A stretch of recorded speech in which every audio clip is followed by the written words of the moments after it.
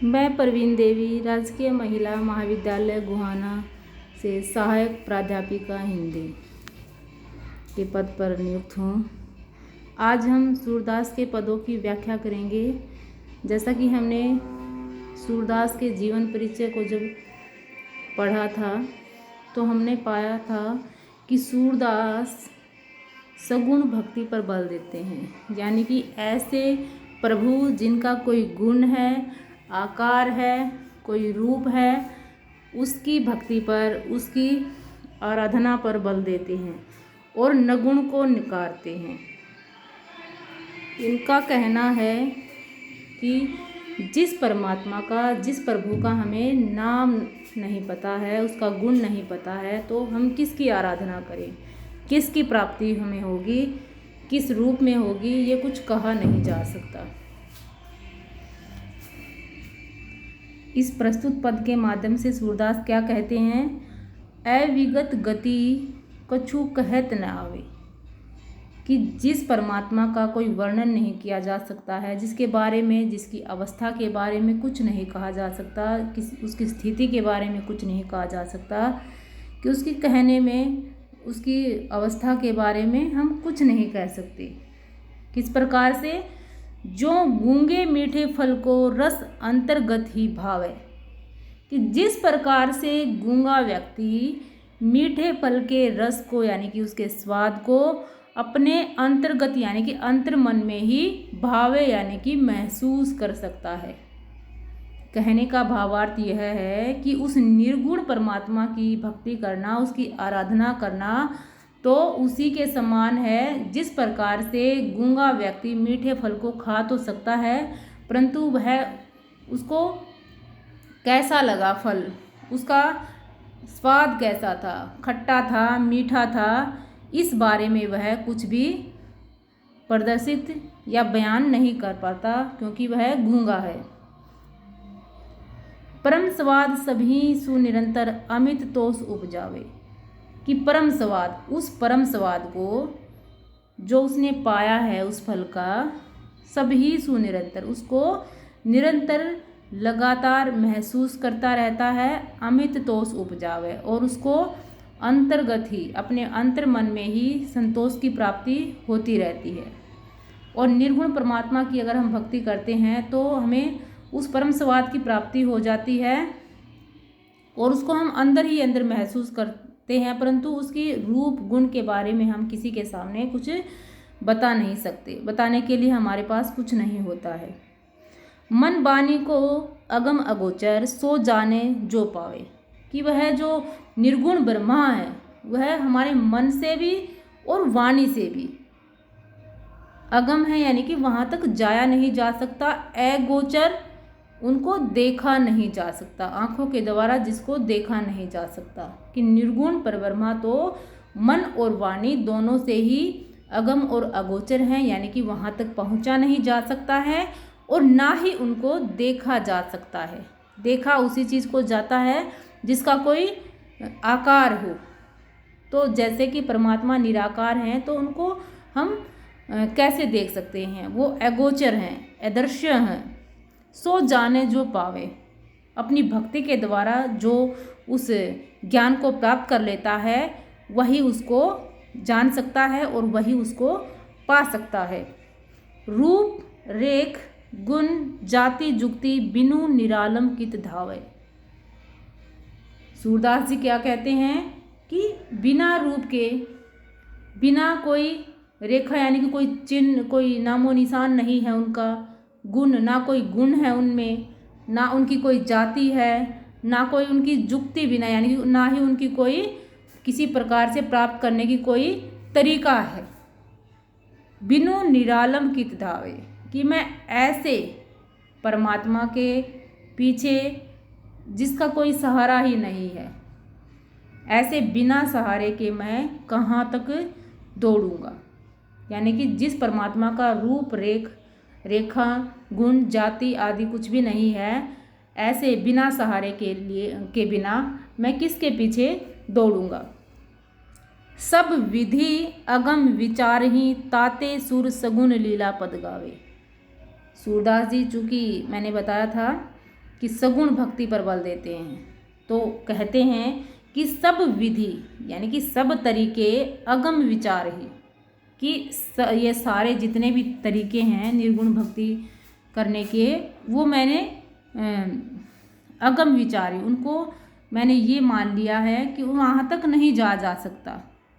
ताते सुर यानी कि इसलिए सूरदास जी ने सगुण लीला के पद गाने शुरू कर दिए हैं। आगे है, प्रभु को देखो एक सुभाई, कि उस परमात्मा का जिसकी मैं आराधना करता हूँ उसका एक स्वभाव है। कैसा है?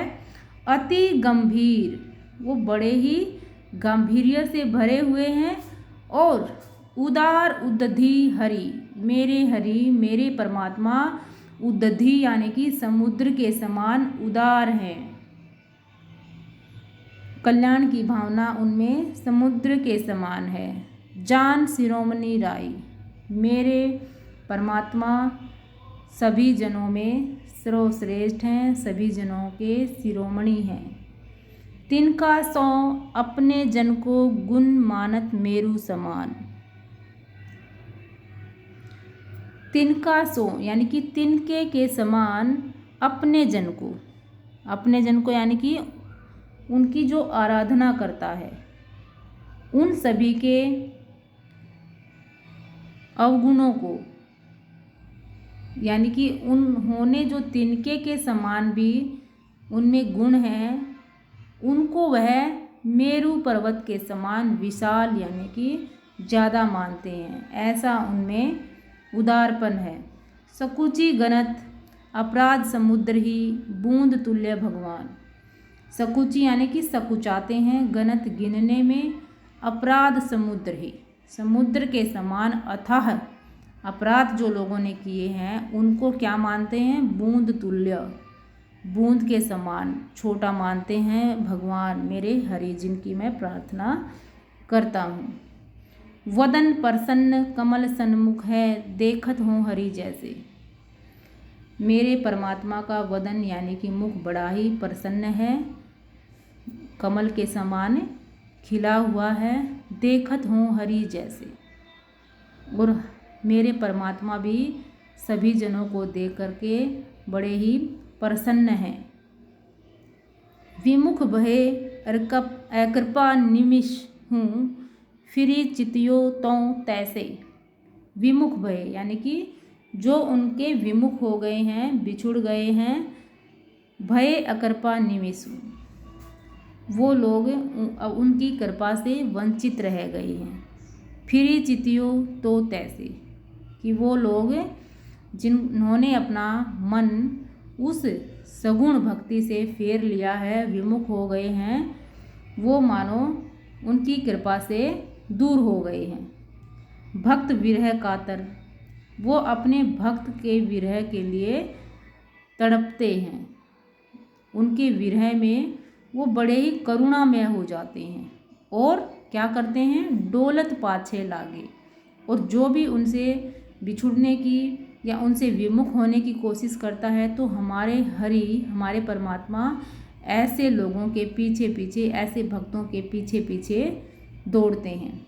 सूरदास ऐसे स्वामी को दे ही पीठी सो अभागे। सूरदास जी कहते हैं कि ऐसे उदार मन वाले परमात्मा, ऐसे उदार वाले स्वामी को दे ही पीठी सो अभागे, कि जो पीठ दिखाते हैं और उनसे विमुख हो जाते हैं वो भक्त बड़े ही अभागे हैं। आगे देखिए, जा दिन मन पंछी उड़ी जइए, ता दिन तेरे तन तरवर के सबई पात झरी जाएं। सूरदास जी कहते हैं कि जिस दिन तेरे मन रूपी जो पक्षी है वह उड़ जाएगा, कहाँ से? ता दिन, उनके शरीर से, जो वृक्ष के समान तन तरवर यानी कि वृक्ष के समान शरीर। सूरदास जी कहते हैं कि जब तेरे, हे मनुष्य, जब तेरे शरीर रूपी वृक्ष से पंछी उड़ जाएगा, कौन सा पंछी?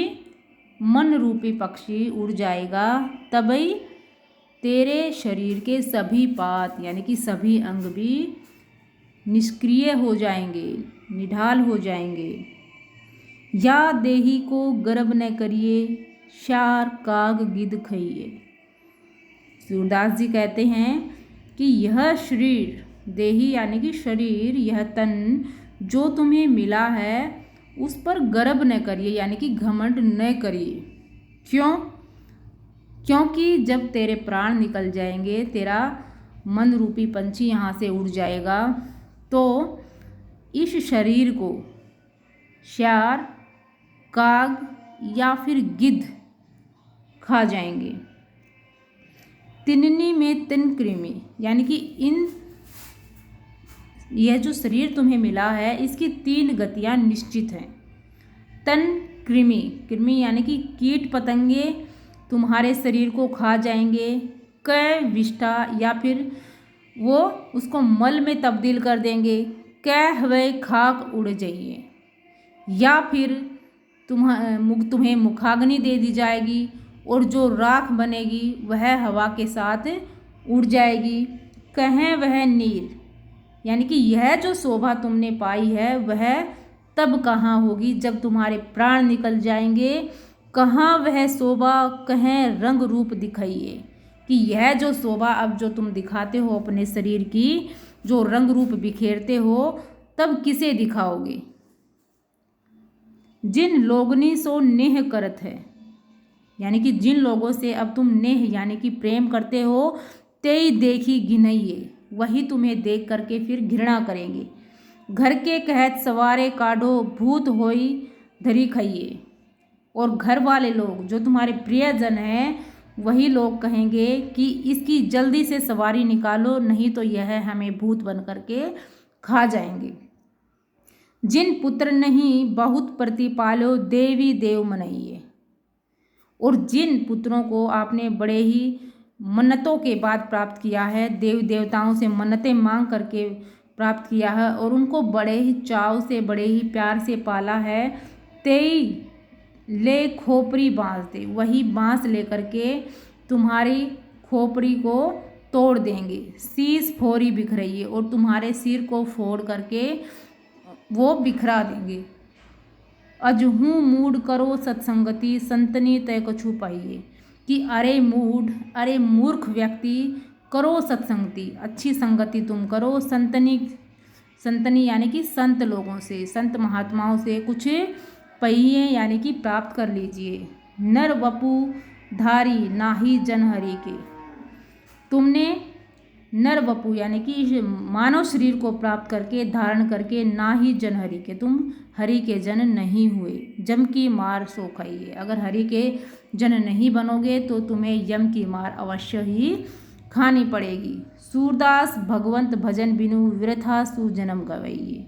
सूरदास जी कहते हैं कि उस भगवंत की, उस परमात्मा का भजन किए बिना हे मनुष्य तुम अपना जीवन व्यर्थ ही गंवा रहे हो।